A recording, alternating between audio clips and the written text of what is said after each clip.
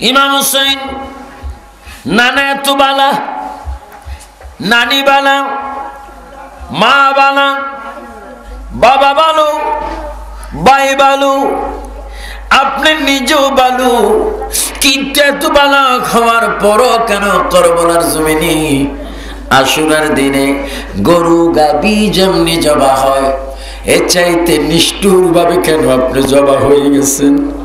হুসাইন জবাব দিবি দুনিয়ার মানুষে, আমি জবাব হলাম দ্বীনি ঈমানকে রক্ষা করার জন্য। শুধু তাই নয়, আমার নানার কোটি কোটি উম্মত জাহান্নামী হয়ে যাবে। জাহান্নামে যদি আমার সহ্য হবে না, তা আমি কোরবানি হয়ে শহীদ হয়ে ঈমান ইসলামের জন্য রক্ত দিলাম। আমার রক্তের বিনিময়ে আমার নানার উম্মত গুলাকে জাহান্নাম থেকে বাঁচাবো। জোরে বলুন সুবহানাল্লাহ।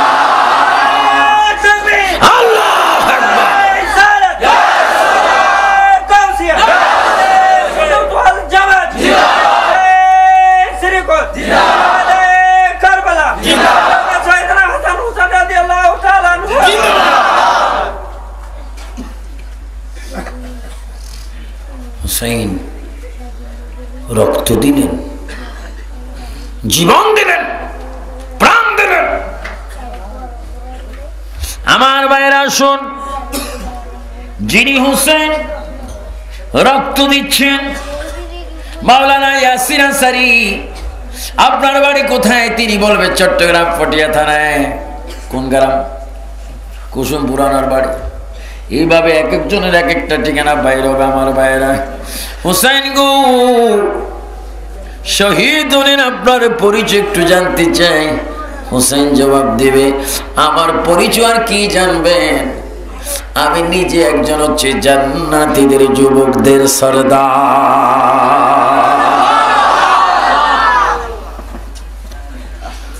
উনি মায়ের পেট থেকে জান্নাতীদের সরদার, উনি রূহ জগৎ থেকে জান্নাতীদের সরদার। হুসাইন রূহ জগৎ থেকে যদি জান্নাতীদের সরদার হয়ে থাকেন, দুনিয়ায় প্রাণ দিচ্ছেন কেন? আমার নানার উম্মতের জন্য। চিৎকার দিয়ে বলুন সুবহানাল্লাহ।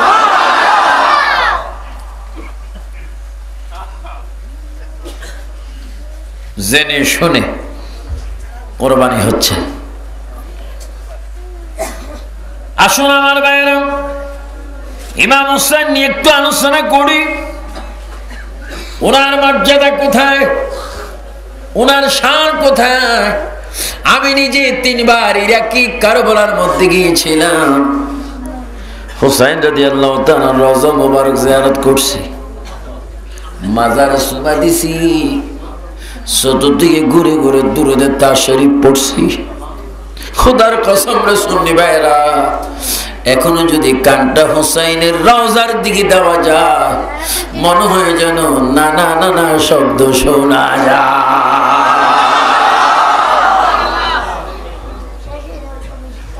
জিন্দা না? জোরে বল, জিন্দা না? ওয়ালা তাকুলু লিমান ইউক্তালু, ওয়াহাবির বাচ্চারা শুন, ওয়ালা তাকুলু লিমান ইউক্তালু ফি সাবিলিল্লাহ আমওয়াত। খোদা বলতেছেন বালা হায়াউন ওয়ালাকিন লা তাশউরুন। নয় নয়, যারা আল্লাহর পথে দ্বীনের জন্য ঈমানের জন্য শহীদ হয়েছে, তাদেরকে তোমরা মৃত্যু বলে আখ্যায়িত করো না, বরঞ্চ তারা আহয়া, তারা কবরে জিন্দা। জোরে বলুন সুবহানাল্লাহ। তারা জিন্দা। হুসাইন রাদিয়াল্লাহু তাআলা কি অনেক দেখবেন তাবলীগ আইবি ফাঁস করি তাবলীগে গেছে, আসি মার কথা শুনে না। কিরে বাবা এদিকে না, আমি মসজিদে যাব। কি জন্য? সিল্লা দেব। অথচ মা চেহারার দিকে তাকালে মকবুলি হজের সোয়াব। সুবহানাল্লাহটা আরেকটা আসতে, মায়ের চেহারার দিকে তাকাইলে কিসের সোয়াব? হযরত সোয়াব কোন জনগণ কিসের সোয়াব? ও সুন্নি ভাইরা, হালিশনের ভাইরা, আমরা মা বাবার চেহারা চাই কিনা? মা বাবার খেদমত, মরে গেলে জিয়ারত, তাদের রুজুর ইসালে সওয়াব। সবাই একটু দরুদ শরীফ পড়েন। আল্লাহুম্মা সাল্লি সাইয়্যিদিনা নাবিয়ানা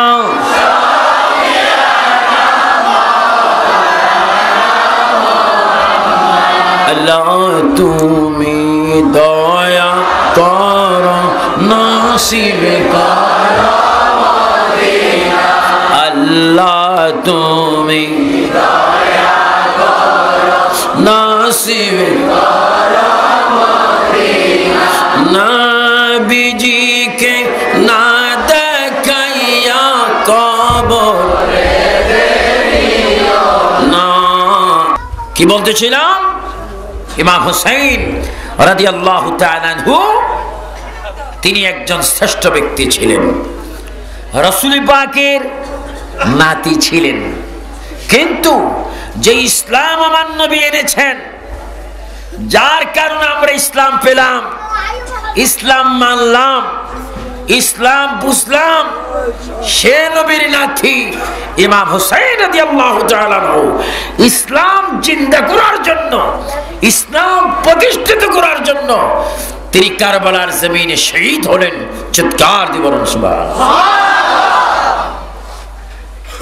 আমি দুই একটি কথা বলে আমার কথা আমি শেষ করে দিচ্ছি।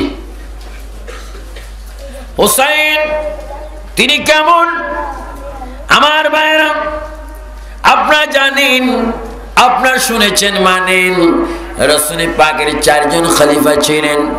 এর মধ্যে একজন খলিফা ছিলেন সাইয়েদনা ফারুক আযম রাদিয়াল্লাহু তাআলা, যিনি বর্তমানও আমার প্রিয় নবী রাসূল সাল্লাল্লাহু আলাইহি ওয়াসাল্লামের রওজা মুবারকের পাশে সাইয়েদনা আবু বকর সিদ্দিক রাদিয়াল্লাহু তাআলার নিকটে কবরের মধ্যে কোন হযরত ওমর ঘুমাচ্ছেন। আলমে 12 যুগে যদি হিসাব করেন, আমার নবীর পাশে প্রথম হচ্ছে সাইয়েদনা আবু বকর সিদ্দিক, আর 2 নম্বর সাইয়েদনা ওমর, আর 3 নম্বর একটা খালি জায়গা রয়েছে। যেই খালি জায়গার ব্যক্তি বর্তমানে চতুর্থ আসমানে বসে আছেন। কিয়ামতের পূর্বে আমার নবীর গোলাম হয়ে উম্মতি তিনি দুনিয়াতে আসবেন। ওনার নাম ঈসা রূহুল্লাহ।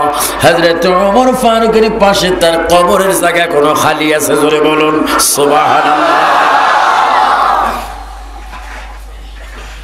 ওয়াহাবি বাচ্চারা বোঝা উচিত, সাইয়েদনা ঈসা রূহুল্লাহ নবী ছিলেন, জলিল কদর পয়গম্বর ছিলেন, আসমানি কিতাব ইনজিল পেয়েছিলেন, পাওয়ার পরও তিনি আসমানে অবস্থান করেছেন।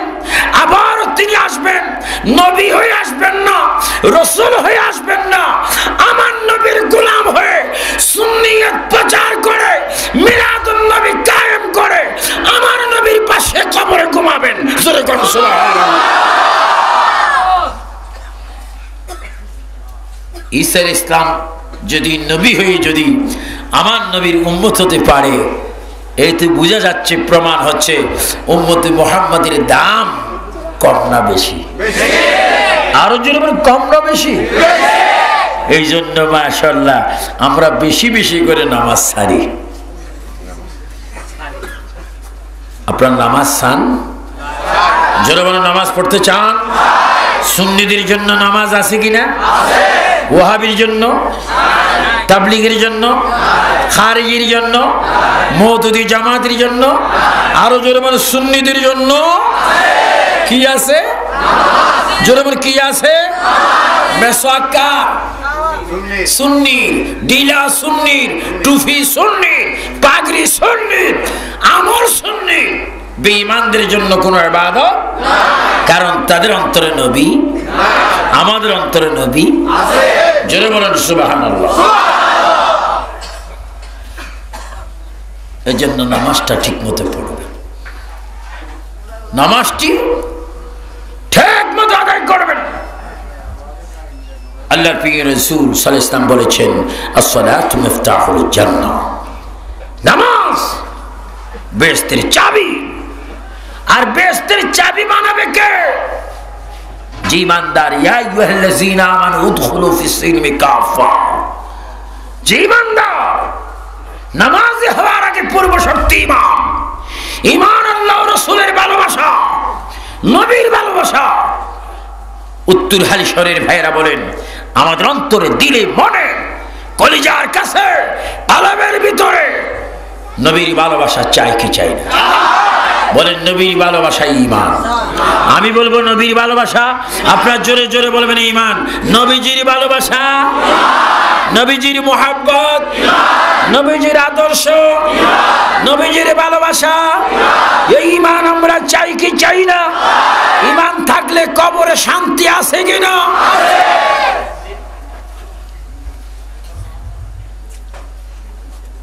নবীজির ভালোবাসা। হযরত ইমাম হোসেনের একটি মর্যাদার কথা বলে আমি কথা সংক্ষিপ্ত করছি, কারণ আমার শরীরটা এমনি ভালো না।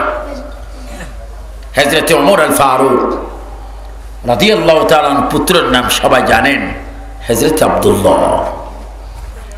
আর শের খুদা আলীর বেটার নাম হযরত ইমাম হুসাইন রাদিয়াল্লাহু তাআলা আনহু।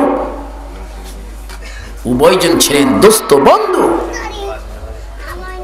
হযরত আব্দুল্লাহর সাথে কোন এক পর্যায়ে কথা কাটাকাটির মধ্যে ইমাম হুসাইন রাদিয়াল্লাহু তাআলা আনহু হযরত ফারুক আযম রাদিয়াল্লাহু তাআলা সন্তান আব্দুল্লাহকে বললেন, গোলামের বাচ্চা গোলাম।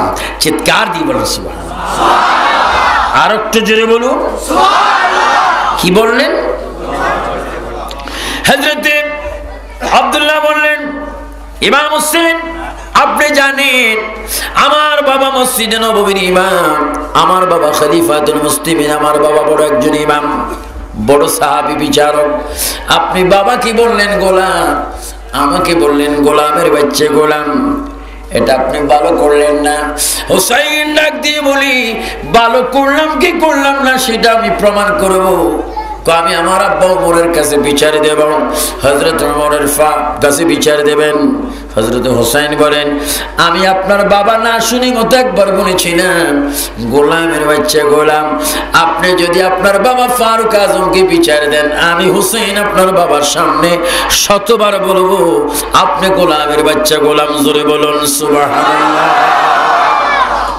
পরের দিন জুমার দিন উপস্থিত হলো ফারুক আজম, খুতবা দিবেন। হযরত আব্দুল্লাহ ডাক দিয়ে বলেন, আব্বাজান খুতবা দেওয়ার আগে একটা বিচারটা আপনি একটু করুন, জলদি বলুন। ও বিচারটুকু হচ্ছে, কোন কারণবশত হযরত আলীর পুত্র হোসেন আপনাকে গোলাম বলে আমাকে গোলামের বাচ্চা বলে ডাক দিয়েছে। বাবা জান, আমি জানি আপনি মসজিদে নববীর ইমাম, আমি জানি আপনি খলিফাতুল মুসলিমিন, আমি জানি শয়তানে আপনাকে ভয় পায়, আমি জানি রাসূল পাকের আপনি বড় একজন আশিক, আপনি একজন বিচারক, ন্যায় অন্যায়ের মধ্যে আপনি পার্থক্য করতে পারেন। আপনাকে গোলাম বলেছে, আমাকে গোলামের বাচ্চা গোলাম বলেছে, এই জন্য আমার মনে একটু ব্যথা। হযরত ওমর কোমর থেকে তলোয়ার ফেলে দিলেন। হযরত ওমর থরথর করে কাঁপতে লাগলেন আর বললেন, সাহাবায়ে কেরাম, আজকের বিচারটা আমি ভালো মতো করব, আপনারা শুনেন। কারণ বাদী হচ্ছে আমার পুত্র, বিচারক হচ্ছে আমি নিজে, আর আসামি হচ্ছে রাসূল পাকের নাতি ইমাম হোসেন। এই বিচারটা আমি ভালো মতো করব। হযরত ওমর চোখের পানি ছেড়ে ডাক দিচ্ছে, যার বিরুদ্ধে অভিযোগ করা হলো তিনি আছেন কিনা? হযরত ওমর, হযরত হোসেন বীর পুরুষের মতো মসজিদে দাঁড়িয়ে তিনি বললেন, ওমর ওই দেখুন মিনরাজের জান্নার মধ্যে আমার নানা জান বসে আছেন, আমি দেখতেছি। আমার নানা মনিব, আপনি ওমর হচ্ছেন আমার নানার গোলাম, আপনার পুত্র হচ্ছে গোলামের বাচ্চা গোলাম। এই কথা বলে যখন ডাক দিলেন, এই কথা বলে যখন বললেন, হযরত ওমর বলেন, হুসাইন আপনি আপনি এই কথা লিখিত দিতে পারবেন? হ্যাঁ, আমি লিখিত দিতে পারবো। লিখিত দিয়ে সই যখন করলেন, এই লেখাটা হযরত ওমরের হাতে যখন চলে আসলো, হযরত ওমর চিৎকার দিয়ে বলে, পৃথিবীর মানুষ রে, সাহাবায়ে কেরাম রে, আর আমার কোনো সন্দেহ নাই, ভয় নাই। আমি অনেকগুলি মসজিদ দিয়েছিলাম, গোপন নামাজ থেকে ওপেন করেছিলাম, গোপন আযান থেকে ওপেন করেছিলাম, তারপরও বেহেশতে যাব কিনা নিজে সন্দেহ করেছিলাম। আজকের থেকে কোনো সন্দেহ নাই, আমি ওমর শহীদ হব। শহীদ হওয়ার পরে এই হুসাইনের লেখার কাগজের টুকরাটা তোমরা আমার হাতের মধ্যে দিয়ে দিবে। মুনকির নকির যদি প্রশ্ন করে আমি জবাব দেব। মুনকির নকির প্রশ্ন করিস না, আমি যে নবীর গোলাম। হুসাইন আমাকে সার্টিফিকেট দিয়েছে, জোরে বলুন সুবহানাল্লাহ, আল্লাহু আকবার। ও হুসাইন, এত বড় সার্টিফিকেট তোমার বড়, কারবালার জমিনে কেন শহীদ হলেন? অন্যায়ের বিরুদ্ধে, ন্যায়ের পক্ষে, এজিদ বাহিনীর বিপক্ষে, শয়তানের বিপক্ষে, ন্যায়ের পক্ষে তিনি শহীদ হলেন। আজকে আমরা ওয়াদা দিতে চাই, হুসাইন রাদিয়াল্লাহু তাআলা আনহু সেই কারবালার শহীদকে আমরা ধরে স্মরণ রেখে আমরা তার আদর্শ চাই কি চাই না? আরো জোরে বলো, চাই কি চাই না? আল্লাহ পাক আমাদের সকলকে হুসাইন রাদিয়াল্লাহু তাআলা আনহুর আদর্শ, প্রিয় নবীর আদর্শ আমাদের অন্তরে মনে গেঁথে রাখার তৌফিক দান করুন। সবাই উচ্চ সুরে বলুন আমিন। আজকে আমার দাবি থাকবে, আমরা সুন্নি, আমরা আহলে সুন্নাত ওয়াল জামাত, আমরা নবীর জামাত, সাহাবায়ে কেরামের জামাত। আমাদের মাথা অনেক উঁচু, আমরা নামাজ পড়ব, রমজানে রোজা রাখবো, হজ ফরজ হলে হজ করব, যাকাত ফরজ হলে যাকাত দেব, গরিব এতিম মিসকিনকে সাহায্য করব। আমাদের চামড়ার পোশাক বেঈমানদের মাদ্রাসায় দেব না। আপনারা কোরবানি করেন কত কষ্ট করে, আর যেই সমস্ত কমবক্তরা নবীকে বলে আমাদের মতো মানুষ, তারা চামড়ার পয়সা কিনে কিনে কম দাম দিয়ে সেই পয়সা দিয়ে ছাত্রদেরকে খাওয়ায় তেল করে বলে নবী আমাদের মতো সাধারণ মানুষ। সুন্নিদের কোন চামড়ার পয়সা, কোরবানির পয়সা ওহাবি মাদ্রাসায় যাবে না। আওয়াজ দিয়ে বলেন যাবে। আল্লাহ পাক আমাদের সকলকে কবুল করুন। মরহুম জনাব সৈয়দুর রহমানের কবরকে আল্লাহ জান্নাতবাসী করুন। তার ছেলে মেয়ে, পরিবার পরিজন যারা বিদেশে রয়েছে, বর্তমান দেশে আছে, আল্লাহ পাক প্রত্যেককে কবুল করুন। নামাজ পড়ার তৌফিক দান করুন। আল্লাহ প্রত্যেককে সৎ পথে চলার তৌফিক দান করুন। যে কাজ করলে আল্লাহ খুশি, আল্লাহ রসুল খুশি, ওই কাজ বেশি বেশি করার তৌফিক দান করুন। প্রিয় ভাইয়েরা আমার, আজকে আমরা এখানে উপস্থিত হয়েছি হক কথা বলার জন্য। তাই আপনারা মহাব্বতে দুরূদ শরীফ পড়বেন, কোরআন শরীফ তেলাওয়াত করবেন, মা বাবা খেদমত করবেন। আবার সৈয়দুর রহমান সাহেবের ছেলেদের প্রতি দাবি থাকবে, কমপক্ষে সপ্তাহ জুমার দিন একবার হলো বাবার কবর সামনে গিয়ে বলবে আসসালামু আলাইকুম ইয়া আহলাল কুবুর বলে সালাম দেবে। সেখানে দুরূদ শরীফ পড়বে, ফাতিহা পড়বে, ইখলাস পড়বে, আবার দুরূদ শরীফ পড়ে দোয়া করবে রব্বির হামহুমা কামা রাব্বায়ানি সগীরা। তাহলে বাবার আত্মা শান্তি পাবে, কবরস্থান শান্তি পাবে। তুমিও যদি তোমার বাবার মার জিয়ারত করো, তোমার সন্তানরা তোমার মা বাবা জিয়ারত করবে। আল্লাহ পাক এই মাহফিলকে কবুল করুন। আমি কথা বলতে কষ্ট হচ্ছে, মিস করার চাইতে আসলাম, দোয়া করলাম। ভবিষ্যতে যদি বেঁচে থাকি ইনশাআল্লাহ 3 বার তো আসছি, আরো আসবো। আল্লাহ যদি আনান, এই মাহফিলকে কবুল করে এই বাড়ির মধ্যে আল্লাহর খাস রহমত নাজিল করো। অনেক মা বোনেরা এসেছেন, আল্লাহ পাক তাদের আশাকে কবুল করো। অনেক বাবারা এসেছেন, প্রত্যেককে আল্লাহ কবুল করো। এদের ছেলেরা, বিশেষ করে সৈয়দুর রহমান সাহেবের ছেলেরা বিদেশে থাকে, আল্লাহ তাদের রুজি রোজগারের মধ্যে বরকত দান করো। এই পাড়ায় এই মহল্লায় যত মুসলমান সুন্নি আছে প্রত্যেককে আল্লাহ ধনী হওয়ার তৌফিক দেন, যাকাত দেওয়ার তৌফিক দেন, দেশকে ভালোবাসার তৌফিক দেন।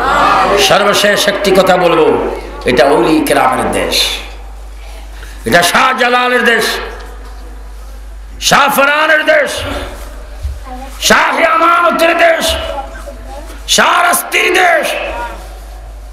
এই দেশে যারা নবী মানে না, ওলি মানে না, মাজার মানে না, আমি চাই এই দেশের সরকার এমন একটা আইন করে যাক, যারা নবী ওলির বিরোধী করে তাদের বিরুদ্ধে মৃত্যুদণ্ডের আইন হোক।